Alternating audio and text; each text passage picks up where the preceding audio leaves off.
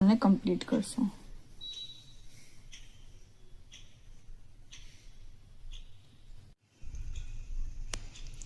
હવે આપણે ફરીથી આ રાઉન્ડના એન્ડમાં સ્લીપ કરશું અને આ રાઉન્ડના એન્ડમાં આપણા પાસે 54 સ્ટીચીસ આવશે।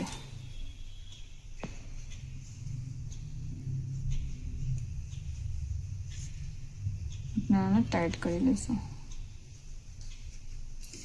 હવે આપણે 2 ચેન્સ લેશું, 1 અને 2, અને આ રાઉન્ડમાં આપણે ફક્ત ફ્રન્ટ લૂપ, જો આ પાછળનું લૂપ છે ને આ ઉપરનું લૂપ, જે ઉપરનું લૂપ છે ફક્ત આગળનું લૂપ, હમણાં સુધી આપણે નીચેથી પાસ કરતા હતા ને, હવે આમાં આપણે ફક્ત ફ્રન્ટ લૂપમાં પાસ કરશું આગળ।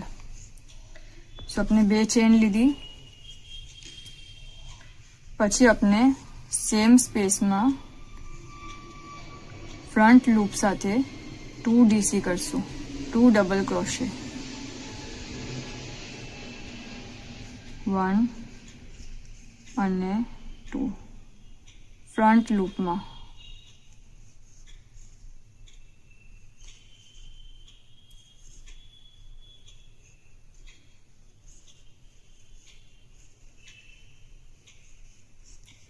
टू डीसी કરી પછી આપણે 3 ચેન્જ કરશું, 1 2 અને 3, અને આ જે 2 છે સાથે 2 લૂપ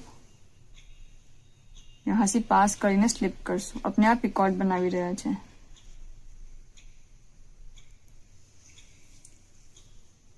બરાબર, ફરીથી સેમ જે આપણી સ્પેસ છે વહાં જ 2 ટાઈમ્સ ડબલ ક્રોશે કરશું, 1 અને 2। જે એક જ આપણી ફર્સ્ટ સ્ટિચ હતી એમાં જ આપણે બધું કરી રહ્યા છે। 2 ડબલ ક્રોશે કર્યા, હવે આપણે નેક્સ્ટ સ્પેસમાં સ્લીપ કરશું, નેક્સ્ટ સ્પેસમાં ફ્રન્ટ લૂપમાં જ સ્લીપ કરશું, ફ્રન્ટ લૂપમાં।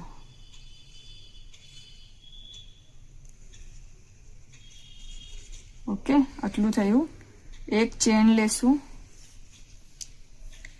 એક સ્પેસ સ્કીપ કરશું અને નેક્સ્ટ જે સ્પેસ છે એમાં આપણે ફરીથી ડબલ ક્રોશે લેશું 2 ટાઈમ્સ,